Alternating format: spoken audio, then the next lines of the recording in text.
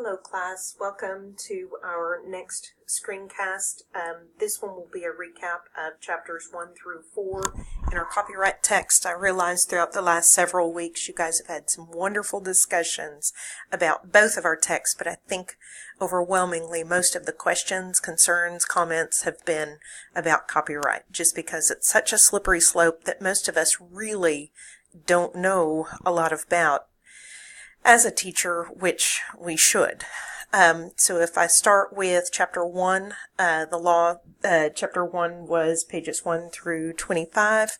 If you look at our U.S. copyright law, we know that the very first copyright law was the British Statute of Anne. That one was developed in 1710, and our original copyright law was created in 1790, and it's almost verbatim of the Statute of Anne, which is kind of ironic when you think about it being about copyright. The last major revision for the U.S. copyright law was in 1976, so for most of you guys, you probably weren't even born, but some of us might have only been in, I don't know, maybe first grade. But throughout that time, from 1790 when we created our first one until now, U.S. copyright law has played a significant role in the U.S., even if we as teachers weren't necessarily very familiar with it. So the rights of a copyright holder, there are 6 rights. 1 is for reproduction, 2 is adaptation, 3 is distribution, 4 is public performance, 5 is a public display, and 6 is digital transmission of sound recordings. And you don't have to violate all 6 rights to violate copyright. The reproduction, the right of the reproduction is the fundamental right of copyright. Reproduction in all formats is controlled by the copyright owner or his or her assigned agents. Copies need not be exact to be considered a reproduction, so you have to be very, very, very careful. It's always best just to ask permission if you can. Adaptation, this is changing a work in some way or creating a derivative work based on the original. And the derivative works are new works created from older, possibly protected works. So you just have to be real careful if you take somebody's work and adapt it. So if you scan a print work into a digital copy, that's both a reproduction of the original work, but it's also an adaptation because you have changed the format. Distribution, when a teacher creates copies of a graphic in a book, the right of reproduction comes into play. When that teacher passes out those copies to the class, the right of distribution is what becomes the issue. So you've got to be real careful with images in newsletters, loaning books out if you scan pages and send them, sending a video around, software that's installed on a network. If you haven't bought enough site licenses, you just have to be very careful. Even forwarding an email could be a form of a distribution copyright infringement. And student work placed on the web. One of the things I think that most teachers do is we've saved work of students from year to year to share with future classes without getting written express permission from the creator of that work, that student themselves. So the right of first sale, when you purchase a book, you've purchased the paper, the ink, the binding, and the license to read the words until the book wears out. And the first sale, the right of distribution ceases with an item's first sale. So you can do with the book physically as you wish. You can pass it on to someone else. You can burn it if you so choose to. But that, once it's sold to you legally, then you can do with that book physically. You can put it in a yard sale. That's what a lot of people ask about school purchased items and books. What do you do with your weeded collection? Physically, you can do anything you want to. It depends on your school as to whether or not you need permission to get rid of it or how to get rid of it. But as far as the copyright holder, you've purchased the book, so you're fine with that. A public performance. A performance indicates a work of film, video, dance, theater, music, Public performance is not in the privacy of your own home with family and immediate friends. If you want to have everyone over to watch a movie, that's fine. A public performance, though, would be inviting a whole youth club or group or church congregation or the neighborhood or your classroom, and it's not tied to the curriculum, and you are showing something outside of, day-to-day instruction. A public displays outside the home are public, and they are controlled by the copyright owner. So Section 109C of the law allows legally acquired copies of artwork to be displayed where the work is located, but you can't scan the images and then post those to the web. So you have to be real careful. Museums have to purchase the right to display artwork and other materials to the public. So for digital transmission of a sound recording, the Digital Millennium Copyright Act brought about the right of digital transmission of sound recordings. So internet radio has to pay fees or royalties at a different cost than an AM or FM radio based on the number of listeners. But that's why if you've ever listened to like Pandora or something and you've not purchased the service, you always get those advertisements within there. And some recording artists won't even play on some of those internet stations. Moral rights. Moral rights were created by Congress in 1990. These rights applied to limited quantities of visual artwork. The artist's name can be required to stay with the item. The artist can prevent the destruction or defamation of their pieces. But this is not the same as censoring a copy of a work, like the example of Maurice Sendak in The Night Kitchen. Moral rights could be applied to a school situation if the student created the artwork and it was displayed at the school. If you'll look on page 8 about the students and copyright protection, note that parents may need to give permission for student work in publication. So it could possibly be a handbook issue where you have them sign off, that they've read the handbook, but they really don't know exactly what it is that they are signing. Can I get a copyright? Well, before 1976, you had to be active in retaining your copyright protection, but after that update, an item is protected as soon as it achieves a fixed, tangible form.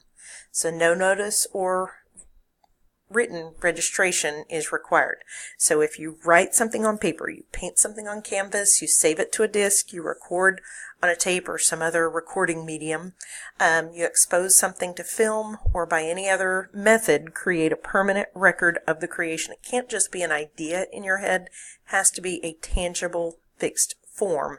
And once it's down, the owner or the creator is the copyright holder. So no copyright for you. Facts that are known by all humankind, you can't copyright, facts that are known to everyone. Works that aren't fixed in a tangible medium of expression, so like your ideas, your procedures, your methods, discoveries, their description and illustration, can be copyrighted, but they have to be in tangible form. Works that aren't creative, works that are created by those other than human. So, if you give your dog a pencil and he, creates an artwork, you can't get that copyrighted.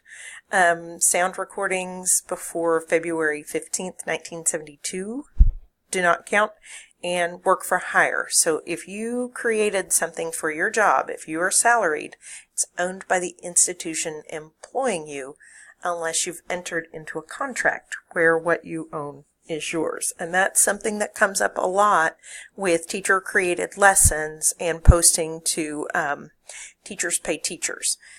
Legally, if you've used your planning period, which is during the school day, and you are being paid for that time to create a lesson, you can't legally sell it to Teachers Pay Teachers, or you can't sell it to anyone else. Your school district is who actually owns it. Now, you're sitting on your couch on a weekend, on a Saturday, and you create your lessons, that's different. So just you have to be thoughtful about where you are creating your lessons and how long. Copyright lasts the life of the author plus 70 years. So if two or more authors are create a work, then it's whoever is the longest living plus the 70 years. Works published before 1923 are currently in the public domain now. Those published between 1923 and 1978 have varying lengths, but it's a little different protection. A work is eligible to be protected depending on when the work was created, the circumstances of the creation. Remember, whether or not you were being paid as a school teacher, whether the work was published already, whether it was a proper notice of copyright on the original publication, and whether the creator donated the work to the public domain. So it kind of depends on what the creator has signified they want done with a work as to whether or not it can be protected. You can register your work at the copyright office. There is a registration fee, and you do need a copy of the material, but you can look at the libraryofcongress.gov/copyright/CIRCS if you want to look at how to register copyright. The NET Act, No Electronic Theft Act, that was created in December 16th, 1997, and it closed an existing loophole that those intentionally sharing copyrighted software via the internet in total of more than $1,000 became a criminal offense. So, Visual Artists' Rights Act, that was created in 1990. It allowed the artist to control the works with more than just standard copyright laws, gave complete control by the artist. It's retained even if the piece is sold. The artist has the right to claim authorship when it's been denied and not claim it when the work has been changed and would be harmful to the artist's reputation. So this is different than a written work. This is visual art. The Digital Millennium Copyright Act, this one was created in October of 1998. Can't break copy protection on software. So schools can be protected from copyright infringement by having an employee who registers as the district's agent with the Copyright Office and who implements and follows procedures. So typically there's a statutory fee to webcast sound recordings. It includes the complete copyright notice from the original on copies of protected materials. Libraries can make up to 3 digital copies of a work for preservation purpose if the works are out of print and in danger from destruction.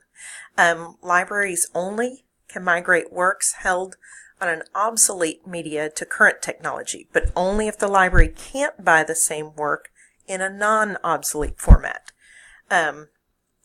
So for example, if you had an old, maybe a 9mm recording or movie, and you can't purchase a VHS, which is not obsolete yet, or a DVD of, the same video, then the library would be able to make a copy in that non-obsolete media. 2010 exceptions, circumventing copy protection to include a video clip in non-commercial or documentary video and making ebook accessible for handicapped readers if there's no commercial accessible ebook available. Those would be 2 exceptions to that Digital Millennium Copyright Act. The Sonny Bono Act, you guys talked about that, most of you did. Works created after October 27th, 1998, or are still under copyright. Basically everything under copyright now will not enter public domain until after nearly every one of us currently living has died, and then some. Copyrighted works of 1923 will enter public domain January 1st, 2019. So a Digital Performance Right in Sound Recording Act, that one was created in 1995. It granted that 6